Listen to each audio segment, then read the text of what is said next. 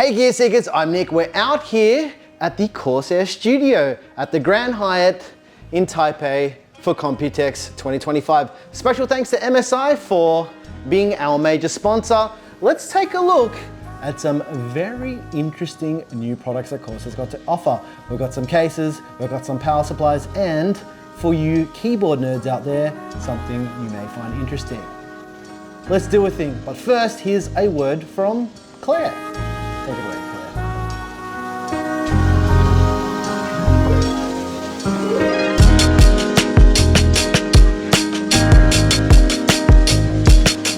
Our Computex Taipei 2025 coverage is proudly brought to you by MSI and their X870 and B850 series AMD motherboards. Building a new rig? Start with a solid foundation. MSI's new X870 and B850 motherboards are ready for AMD Ryzen 9000. And between them, they've got everything. PCIe Gen 5, DDR5, 8400+, even USB 4 for creators. Overclocking? No problem. These boards have serious power delivery and one-click tuning that actually works. And with toolless design, Wi-Fi 7 and blazing fast 5 or 10 gigabit networking across the lineup, your connections will be rock solid.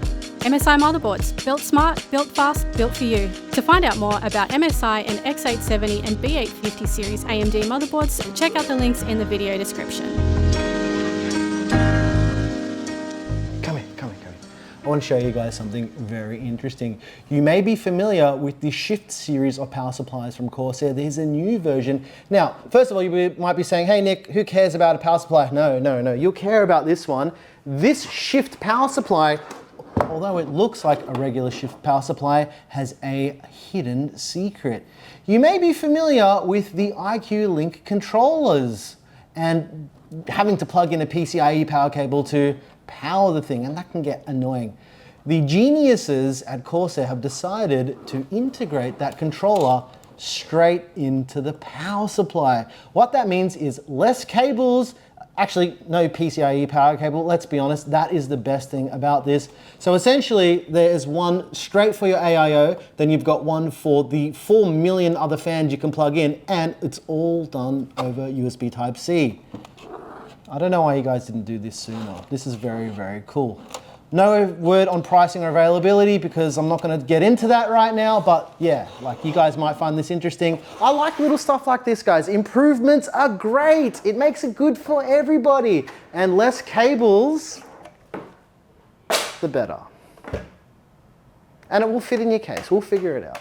All right, keyboard nerds, Corsair's got something very, very interesting. The Maker 75, it's a bare bones keyboard kit, which if you're not a keyboard nerd means you can build your own keyboard from scratch using all of Corsair's components with the bonus of IQ. But what happens if you don't want to use IQ?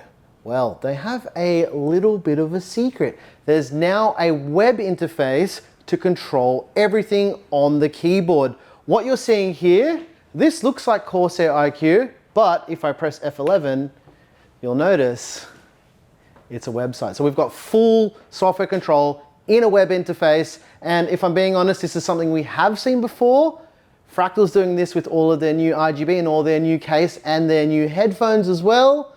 But Corsair's now doing it with the keyboard. So I'm sorry, it's not an original thing, but it is a really good idea. What I want to see Corsair do is make IQ available for all of their components, not just keyboards and peripherals and that kind of stuff. It is nice to see this kind of thing, but the focus here really is this new keyboard. So they have gasket kits, they have different layouts, basically anything that you would want to ever do with a custom keyboard. As well as that, it's wireless. And you guys know how much I love wireless keyboards. One thing Claire had to say about it was, where are the macro keys on the side? Come on, guys. Where are they? Maker 75, how much was it? $179. You heard it here first. Here's the other interesting thing about the Maker 75. Now, keyboard enthusiasts out there really like to customize their keyboards. This example has a little knob. You know how much I love playing with knobs. Claire was smiling at that bit there. Can be completely removed and you can replace it with this. Come here. You're always running away from me. You don't love me anymore. Okay. There's a little screen in the corner where you can replace the knob for $29 US. Unfortunately, it's not a touchscreen, but a touchscreen that small would almost be pointless. So yeah, cool, right? Cool. Keyboard nerds. I know at least one person would probably buy this. David. Yes, David, I'm talking to you. That's not a generic David. There is a David that I know will probably buy this keyboard. David, this one's for you. Next up is the Xenon Edge. This is a 2560 by 720, or for the clever people out there, 2K by 720p. This is a full touchscreen device which you can use to expand your desktop. Here's an interesting tidbit about the Xenon Edge. This is the same price as the Stream Deck XL, and if you use the virtual Stream Deck software, you have a Stream Deck XL that is about 2.5 times larger than a Stream Deck XL for the same price. You might be thinking, okay, cool, you can put a bunch of squares on it, but it's touchscreen as well. Look at the monitor behind me. Look, Nick, he's doing something. So this is completely touchscreen as well. And as part of another trend that we're seeing here at Computex, we have another display which does not require any output from your graphics card. This is completely controlled with USB, meaning your graphics card's not doing anything. Love to see it. More of this, please. I think I need 3 or 4 of these to make a normal monitor. Just in case you wanted to use your graphics card to drive the Xenon Edge, you could, because it also has an HDMI input, and for basically infinite mounting solutions and options, you have regular tripod thread screw holes here. You've got 2 of them. So if you've got any of Elgato's mounting options, that let's say you're using one of those boom arms, whatever they're called, who cares what they're called right now? If you have any arm on your desk, some cheap Amazon thing, whatever it is, you can mount this wherever you like. Corsair has some really interesting new cases. This is the fun stuff for me, guys. Look, I'm getting excited. I'm getting the energy back. We've got a brand new case. It's called the Air 5400. This is one of the first, wait for it, triple chamber cases. Bigger, number better. Where does the third chamber come from? Check this out, guys. Let's take a little bit of a walk around. So the intelligent people out here who've probably seen this on the internet by now would have seen that this case, sure, it is a dual chamber case. Your power supply installs in the back side, but there is they're kind of like canards on the side of a car that guide air through the case from this side to separate the airflow into a chamber of its own, which is very, very clever. What this means is it drops GPU thermals by up to 2 to 3 degrees. With the Frame 4000D, Corsair showed us the InfiniRail system to really streamline mounting fans and radiators, but they wanted to lower the price and make the tooling a little bit easier for the 5400. So what they've done is they've just made a removable top bracket with a single screw, which in my opinion is a fairly good solution to mounting top fans and radiators. And not only that, this case is full of air scoops to help direct all the air. And what they've done is they've made them acrylic and transparent, so they're there, but they're almost not there at all. There is one of these scoops at the top to help direct the airflow, and then there's also one at the bottom to push that air directly into your graphics card. And obviously, the third chamber, bigger, number better. There's one on the side to help direct the airflow with those little canards on them too. One of the coolest innovations we've seen in case design, probably over the last 3 years, is curved glass. Before, it was prohibitively expensive to make curved glass panels, but the 5400 also has a curved glass panel. Well, actually, it's got 2 curved glass panels. There's one at the front, but the side panel is on a hinge now, which makes it very easy to open. And I think this is good for one major reason. When you're opening this side panel, it pushes the panel so far away from the case that you don't need to remove this to build. You said the thing. What? Away from the case. Did I? Subconsciously said away from the case? Yeah. Wow, that's when you know that I say it too much. But interestingly, you may be asking, oh, that's cool, but you're losing your rear fan mount. Actually, you're not. With 2 screws, you can still mount a 120mm fan, and it kind of hangs over the glass.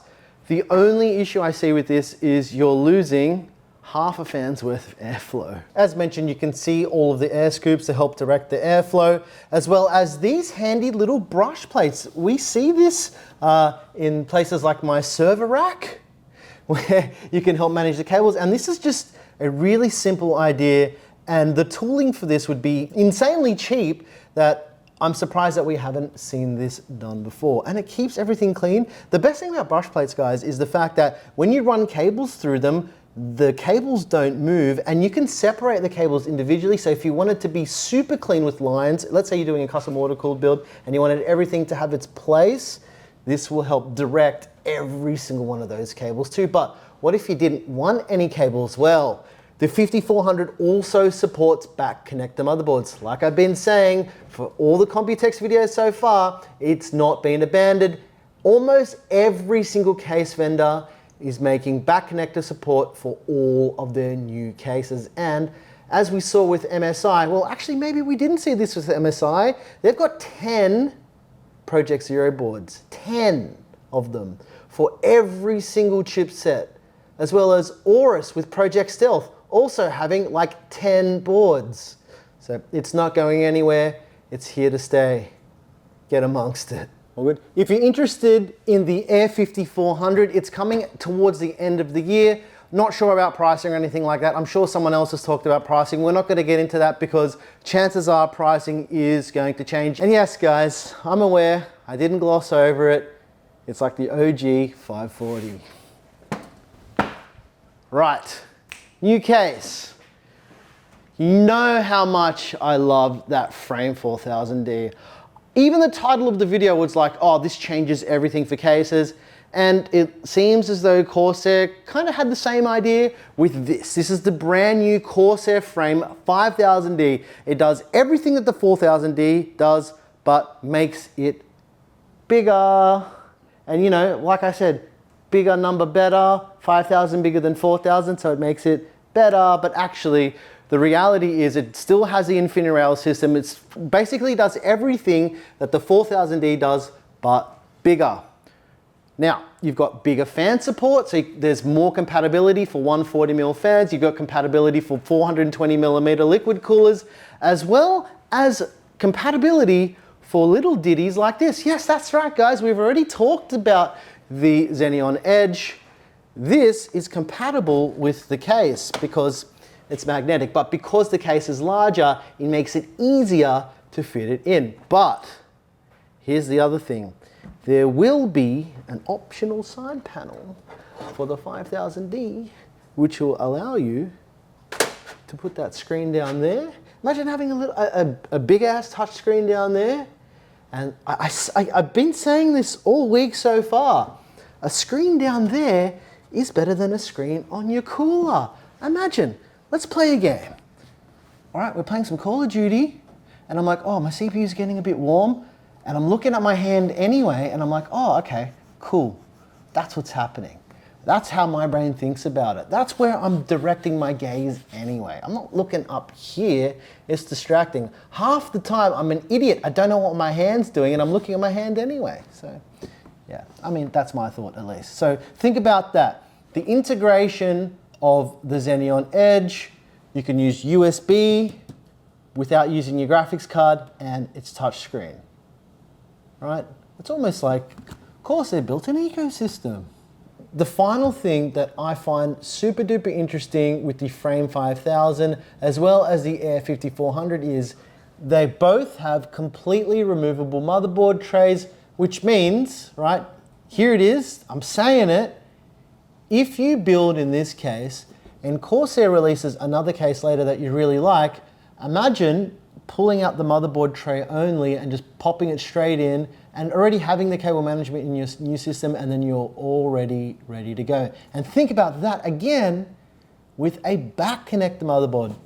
Yeah, this is what Corsair does really, really well, and that is build ecosystems. And I've got to be honest with you guys, you know how I felt about Corsair cases over the last 5 years, and they lost their way, but it seems as though here at Computex, and even at the end of last year, Corsair has finally remembered how to build cases. They're getting back to their roots, and they're doing exactly what they're good at, building good cases.